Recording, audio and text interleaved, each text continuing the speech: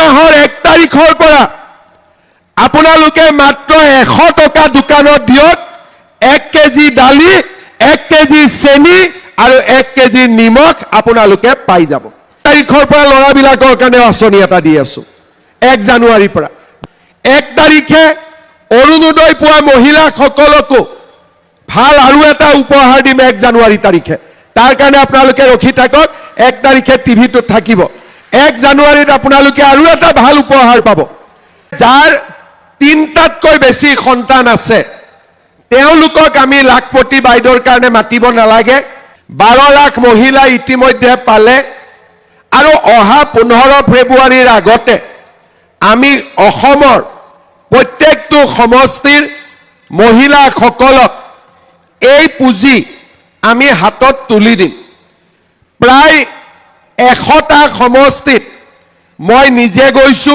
বা নিজে যাম আৰু 26টা 25টা 30টা সমষ্টিত আমাৰ মন্ত্ৰীসকলেও গৈ এই পুঁজি বিতৰণ কৰিছে এই পুঁজিৰ বিতৰণী অনুষ্ঠানত আমি মহিলাসকলক মাতি আনো কাৰণ আমি মহিলাসকলক এটা কথা বুজাব খুজিছো যে এই আঁচনিখন কি ইয়াৰ তাৎপৰ্য কি আমি কিয় 10,000 টকা কৈ দিছো ইয়াৰ উদ্দেশ্য হল যে এই আঁচনিখনৰ জৰিয়তে আমি আপোনালোকক বহুত দূৰ আগুৱাই লৈ যাব বিচাৰিছো অলপ আগতে আপোনালোকে টিভিত দেখিছিলে যে মোদী ডাঙৰীয়াই উল্লেখ কৰিছে যে আমি 3 কোটি মহিলাক লাখপতি দিদি বনাব খুজো তাৰ মানে আজি গোটেই ভাৰততে বিজেপি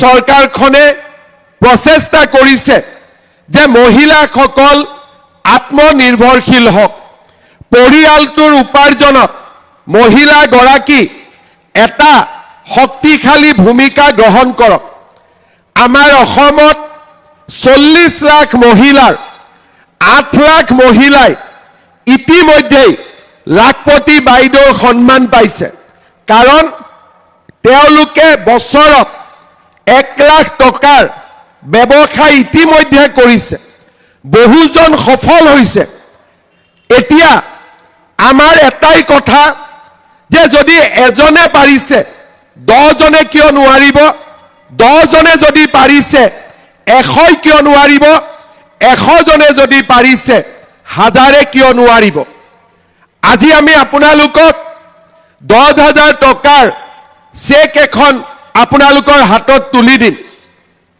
এতিয়া 10,000 টকাৰ চেক পোৱাৰ পিছত কোনে কোনে মোবাইল ফোন কিনিব হাতখন ডাঙক বাইদেৱে কিনিব আৰু কোনে কোনে কিনিব মোবাইল ফোন আচ্ছা মোবাইল ফোন নিকিনে বাৰু বিহুৰ কাপোৰ কোনে কোনে কিনিব বাইদেৱে কিনিব বিহুৰ কাপোৰ আচ্ছা বাইদেৱে হাতখন উঠাই আকৌ নমাই দিছে আৰু কোনে কোনে মোবাইল নিকিনে হাত উঠাওক বাপৰে আজি আমি এই 10,000 টকা কেনেকে ব্যৱহাৰ কৰিম 10,000 টকা পালো আমাৰ গোট এটা আছে গোটত যদি আমি 10,000 জমা দিওঁ 1 লাখ টকা হল সমূহীয়াভাৱে আমি 1 লাখ টকাৰে ছাগলী পুহিলো হালৰ বাবে খুঁটা কিনিলো আমি সিলাই মেচিন কিনিলো সৰু দোকান এখন দিলো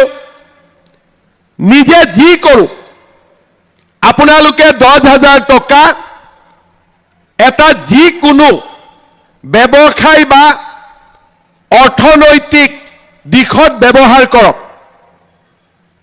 কোনোবা মহিলাই ভাবিব যে মই যদি 10,000 টকাটো খৰচ কৰি দিওঁ আৰু মোৰ যদি ব্যৱসায়টো সফল নহয় তেতিয়া কি হ'ব তেতিয়া আমি কি কৰিম আমাৰ সকলোৰে হাজবেণ্ডে কিবা নহয় কিবা এটা ব্যৱসায় কৰে কোনোবাই ৰিক্সা চলায় কোনোবাই ঠেলা চলায় কোনোবাই সবজিৰ বেপাৰ কৰে কোনোবাই গাখীৰৰ বিজনেছ কৰে কোনোবাই সৰু দোকান দিয়ে কোনোবাই কিবা পাইকাৰী কিবা কৰে যি কৰে হাজবেণ্ডৰ ব্যৱসায় 10,000 টকাটো দি দিয়ক ঘৰৰে টকা ব্যৱসায়টো ভাল হল আৰু ব্যৱসায়টোত আপুনিও জড়িত হৈ পৰক।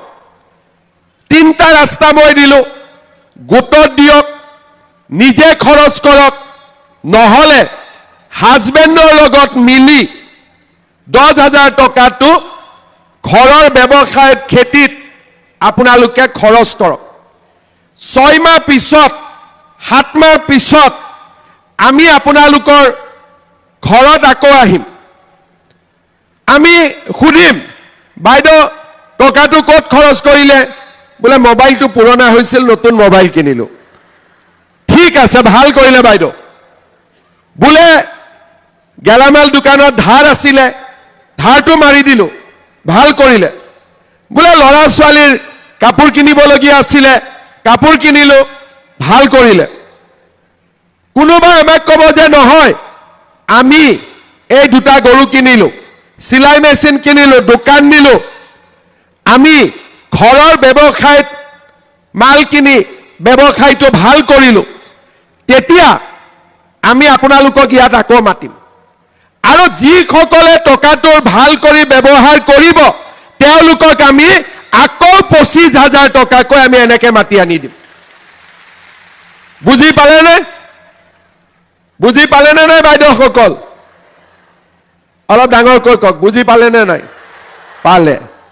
25,000টো যোনে ভাল কৰি ব্যৱহাৰ কৰিব, তেওঁলোকক আমি 3য় বছৰত মাতি আনি 50,000 টকাকৈ আপোনালোকৰ হাতত দিম। 10,000, 25,000, 50,000, 85,000 টকা আপোনালোকে চৰকাৰৰ পৰা লাভ কৰিব, ব্যৱসায় কৰিব। আৰু আপোনালোকে লাখপতি বাইদেউ যে এই আঁচনিটোৰ জৰিয়তে আমাৰ মহিলাসকলে নিজৰ ভৰিৰ ওপৰত থিয় হ'ব পাৰিব আৰু ঘৰখনৰ উন্নতিত সহযোগিতা আগবঢ়াব পাৰিব। আজি আমি বৰপেটাৰ 20,006 গৰাকী মহিলাক এই আঁচনিৰ ধন প্ৰদান কৰিম। মোৰ মনত ইচ্ছা, যাতে 25,000 টকা যেতিয়া মই বিলাব দিম, 20,000ৰ পৰা এগৰাকীও কমিব নালাগে। পাৰিবনে নাই আপোনালোকে? পৰীক্ষাত চবে পাছ কৰিব পাৰিবনে নোৱাৰে? কোনেও কিন্তু ফেইল কৰিব নোৱাৰে। আপোনালোকেতো ফেইল নকৰে, কিন্তু এটা ঘটনা আছে। অহা বছৰ যেতিয়া মই আপোনালোকক মাতিম, ঘৰত বাচ্চা যদি 3টাৰ পৰা 4টা হৈ যায়, তেতিয়া কি হ'ব? নহয়, এটা কোনোবা সুধিলে ক'ব যে হ'বতো নালাগিছিল, আল্লাই দি দিলে, কি কৰোঁ এতিয়া? এই আঁচনিত 3টাতকৈ বেছি হ'লে 25,000 টকাও নাপাব। আৰু এটা কথা, ঘৰত গৈ আজি মালিকক ক'ব লাগিব যে আল্লাই বাচ্চা নিদিয়ে, বাচ্চা হ'ব গিৰিয়েক আৰু ঘৈণীয়েকৰ আলোচনা মতেহে বাচ্চা হ'ব। ক'তো আল্লাই আহি ঘৰত বাচ্চা নিদিয়ে। সেইকাৰণে আমি সকলোকে বুজাব লাগিব, যাতে 3টা বাচ্চা হ'ল, ল'ৰা ছোৱালীৰ পঢ়াৰো খবৰ ল'লোঁ, আৰু আমি লাখপতি বাইদেউ হ'লোঁ। আকৌ বোলে নহয় 4টা, 5টা, 6টা, 7টা, তেতিয়া কেনেকৈ হ'ব? ল'ৰা ছোৱালীকতো পঢ়াব লাগিব। তেতিয়া আৰু আমি লাখপতি বাইদেউ হ'ব নোৱাৰোঁ। সেইকাৰণে আজি ঘৰত গৈ আমাৰ মানুহজনকো লগত আমি ৰাখিব লাগিব যে আমি আজিৰ পৰা পৰিয়ালটোৰ উন্নতিৰ কাৰণে কাম কৰিম, আৰু আমি সুন্দৰ সিদ্ধান্ত ল'ম। 3টা সন্তান যথেষ্ট, তাতকৈ আমাক নালাগে। যি 3টা আছে তাকে ডাক্তৰ বনাম, ইঞ্জিনিয়াৰ বনাম, শিক্ষক কৰিম, আগবঢ়াই লৈ যাম। এতিয়া আৰু এখন নতুন আইন পাছ হৈছে। আগতে 2-এজনে ঘৰত এগৰাকী থাকোঁতে 2টাও বিয়া কৰাইছিলে, 2টা থাকোঁতে 3টাও বিয়া কৰাইছিলে, 3টা থাকোঁতে 4টাও বিয়া কৰায়। সুধিলে কয়, এই আমাৰ ধৰ্মত পাৰি নহয়। এতিয়া আমি কি কৰিছোঁ যে কোনোবাই যদি ঘৰত এজনী ঘৈণীয়েক থাকোঁতে দ্বিতীয় বিয়া কৰাই 7 বছৰ মই জেলত লৈ যাম। 7 বছৰ জেলত যাব লাগিব, কাৰণ আমি অসমত কোনো মহিলা দুখত থকাটো নিবিচাৰো, আৰু সেই কাৰণে আমি বাল্য বিবাহো বন্ধ কৰিছো, আৰু ঘৰত এগৰাকী ঘৈণীয়েক থাকোঁতে দ্বিতীয়গৰাকী বিয়া কৰোৱাৰ ৰাস্তাও আমি বন্ধ কৰিছো। এতিয়া ইয়াৰ লগে লগে আমাৰ চৰকাৰখনে মহিলাসকলৰ কাৰণে বহুত আৰু কাম হাতত লৈছে। আজি আমাৰ অৰুণোদয় আঁচনি বৰপেটা সমষ্টিৰ 34,000 মহিলাই আজি অৰুণোদয় আঁচনি লাভ কৰিছে। আপোনালোকে হাত দাঙকচোন, কোনে কোনে অৰুণোদয় পাইছে? পৰিয়ালটোত যোনে পাইছে তেওঁৱে হাত দাঙক। বঢ়িয়া। এতিয়া 1250 টকা আমি অৰুণোদয়ৰ পৰা পালো, 10,000 টকা উদ্যমিতাৰ পৰা পালো।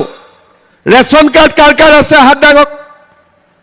ৰেচন কাৰ্ডত মোদী ডাঙৰীয়াই আমাক বিনা পইচাত চাউল দিলে।